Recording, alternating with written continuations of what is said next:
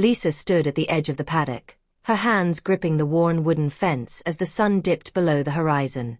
The sky burned orange and violet, streaked with the fading light of day. Shadow, their prized black stallion, paced inside the enclosure, his powerful muscles rippling beneath his sleek coat.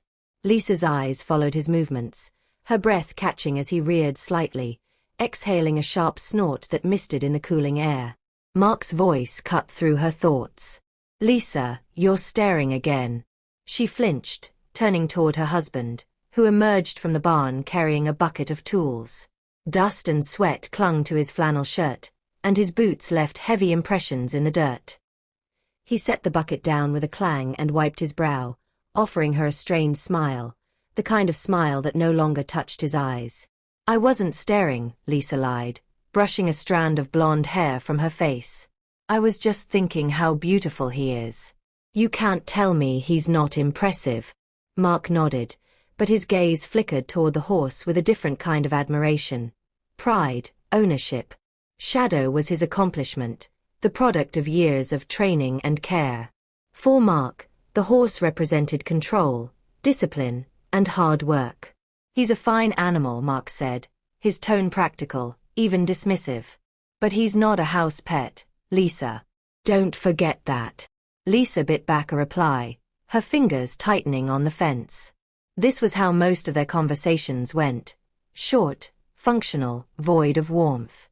She remembered when Mark's voice used to soften at the sight of her, when his hands would linger on her waist as they danced in the kitchen after dinner. Those moments had faded like the peeling paint on the barn walls, leaving only traces of what once was. She turned away from Mark, her gaze settling back on Shadow. Unlike her husband, the horse didn't need words to make her feel seen. He responded to her presence, ears twitching whenever she approached, his large, dark eyes reflecting something Lisa couldn't name but desperately craved. "Rachel's stopping by later," she said, breaking the silence. "I'll be inside if you need me." Mark grunted in acknowledgement, already bent over the tools, his focus elsewhere. Inside the farmhouse, Lisa busied herself with preparing coffee. The kitchen, though tidy, felt hollow. Its worn countertops and faded curtains seemed to echo her own gradual decline, a woman once vibrant, now dulled by routine. She poured 2 mugs just as Rachel knocked on the door. Rachel stepped in, her auburn hair swept into a loose bun, eyes sharp as ever. "You look exhausted," she said, leaning against the counter. Lisa laughed, but the sound lacked conviction. "Thanks for that." Rachel tilted her head, scrutinizing her friend. "No, really. You've been off lately. Is it Mark? Or something else?" Lisa hesitated. Rachel had always been perceptive, and tonight was no exception. "I don't know," Lisa admitted. "It's not just Mark. It's everything. The house, the farm, the routine. It's like I can't breathe anymore." Rachel sipped her coffee, watching Lisa closely. "You need something new. Something that excites you." Lisa didn't respond, but her mind drifted back to the stables, to the late nights brushing Shadow's coat, whispering secrets she couldn't share with anyone else.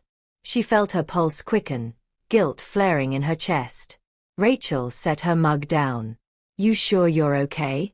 Because if you're not—" "I'm fine," Lisa interrupted, forcing a smile. "Really? Just tired."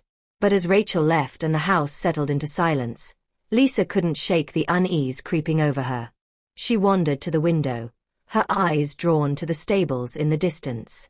Shadow was there, grazing in the fading light, his presence pulling at her in ways she didn't fully understand, or maybe refused to admit. Mark's words echoed in her mind. "He's not a house pet." Lisa pressed her palm to the glass, her reflection staring back at her with eyes that seemed unfamiliar. She wanted more than this life, more than empty rooms and hollow conversations. And yet, the longing she felt was dangerous, pressing against boundaries she knew she shouldn't cross. She stepped away from the window, the ache in her chest deepening. Tomorrow, she told herself. Tomorrow, she would find a way to fix this. But even as she climbed into bed beside Mark, his back turned to her, Lisa knew some cracks could never be repaired. and some desires were impossible to silence. The night pressed heavily against the farmhouse, its stillness broken only by the faint creak of floorboards as Lisa slipped out of bed. Mark stirred but didn't wake, his breathing steady and deep. For a moment, she hesitated, her bare feet tingling against the cold wooden planks. Shadows stretched long across the walls, distorted by the moonlight filtering through the curtains. She told herself she was only going to check on Shadow, but the tremor in her chest betrayed her. Pulling a sweater over her nightgown, Lisa eased the door open and stepped into the dark hallway. Each step toward the back door felt deliberate, secretive. Outside, the air smelled of earth and damp hay. She drew it in sharply, as though oxygen itself might steady the pounding in her chest. The stable loomed ahead, its silhouette both familiar and strangely foreboding. Lisa hesitated at the door, her fingers brushing over the latch. This is madness, she thought. But the ache inside her, the gnawing emptiness, urged her forward. She lifted the latch and slipped inside. The scent of leather and warm hay enveloped her, grounding her in a way nothing else had all day. Shadow stirred in his stall, his ears flicking forward as she approached. He was awake, his large eyes reflecting the dim light like polished onyx. "Hey boy," she whispered, her voice trembling. He responded with a low nicker, stepping closer. Lisa reached out, her fingers grazing the velvet of his muzzle. She shivered, though not from the cold. Her touch lingered as Shadow leaned into her hand, the weight of his presence both soothing and dangerous. "Lisa." Her breath caught. The voice came from the doorway, sharp and disbelieving. She spun around to find Mark standing there, his silhouette rigid against the night. A flashlight beam cut across the barn, catching her pale face and wide eyes. "What the hell are you doing out here?" he demanded, stepping closer. Lisa's pulse hammered. I couldn't sleep. I thought I heard something and wanted to check on Shadow." Mark's eyes narrowed, scanning the scene. The nightgown, the sweater hastily thrown on, the way Shadow stood pressed close to her side. "You're out here in the middle of the night, in your pajamas?" His voice was tight, edged with something darker than suspicion. Lisa took a step back, her hand falling away from the horse. "I didn't think it was a big deal." Mark's jaw clenched. "Not a big deal? You've been acting strange for weeks, Lisa. Distant. Secretive." She opened her mouth to protest, but Mark cut her off. "Do you think I haven't noticed?" His voice rose, echoing against the wooden beams. "You spend more time out here with this horse than you do with me. What is this, Lisa? What's going on?" Tears pricked at her eyes. "It's not what you think." "Then tell me what it is." Lisa flinched at the anger in his voice, but beneath it, she heard something else. Hurt. Fear. Mark wasn't just angry. He was afraid of losing her. The realization made her stomach churn. "I don't know," she said finally, her voice barely above a whisper. "I just feel lost." Mark's expression softened, but only slightly. "Lost." He stepped closer, lowering the flashlight. "And you think coming out here in the middle of the night is going to fix that?" "I don't know what I think anymore," she admitted, tears slipping down her cheeks. Shadow makes me feel something I haven't felt in a long time. Safe. Seen."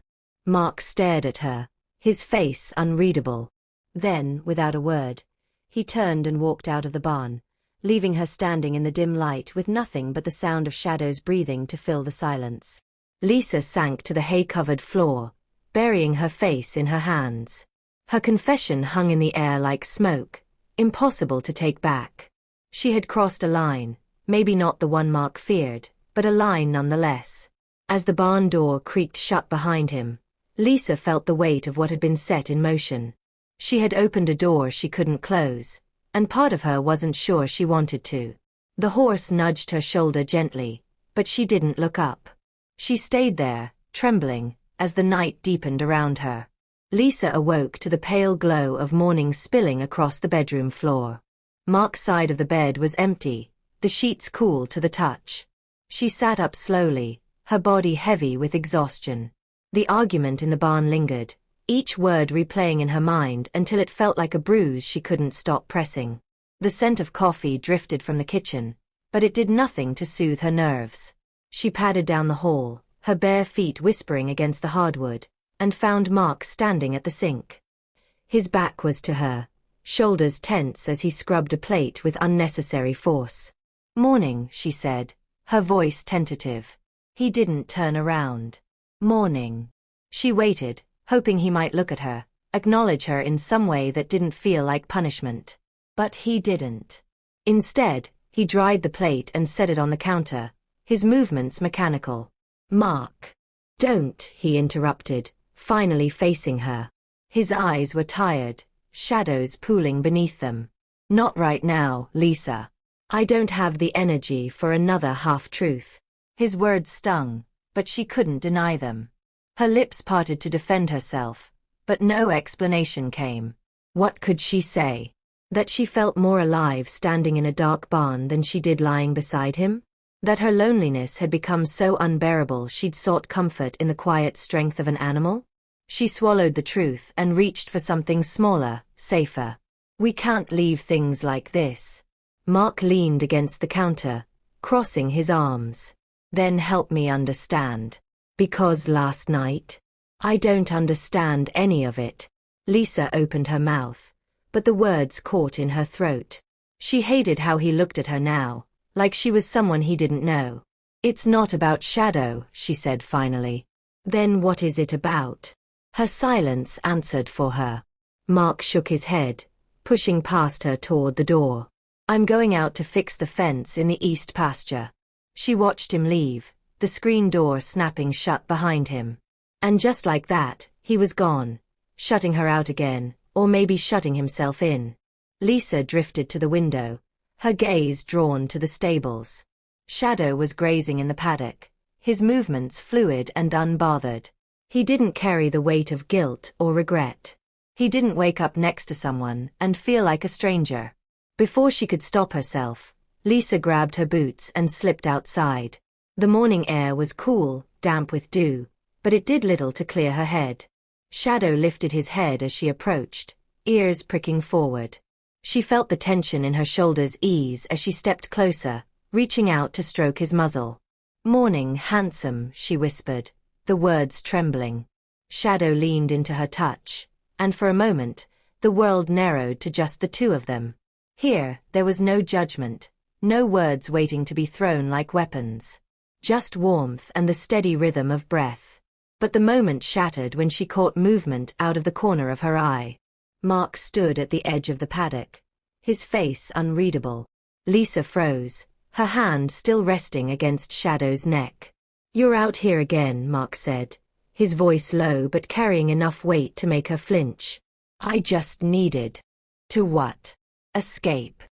He stepped closer, his boots crunching against the gravel. "You keep running out here like this is where you belong." Lisa felt the sting of his words, but she held his gaze. "Maybe it is." Mark's expression darkened. "What the hell does that mean?" "It means I don't feel like I belong in that house anymore," she snapped, the words spilling out before she could stop them. "I feel invisible in there, Mark. With you." His mouth tightened, but his voice softened. "So you come out here to feel seen?" "By him." Lisa recoiled. "Don't twist this." "Am I?" Mark demanded. "Because it sure looks like you've replaced me with that damn horse." Tears burned in her eyes, but she refused to let them fall. "You think this is about a horse? This is about how empty I feel. How I keep reaching for you, and you're never there." Mark stepped back as though she'd slapped him. "I didn't know you felt that way." "No, you didn't," she said, her voice breaking. Silence hung between them, heavy and unyielding. Finally, Mark turned and walked away, leaving Lisa alone in the paddock with nothing but Shadow's quiet presence and the echo of words she couldn't take back. She pressed her forehead to the horse's neck, her tears finally spilling over.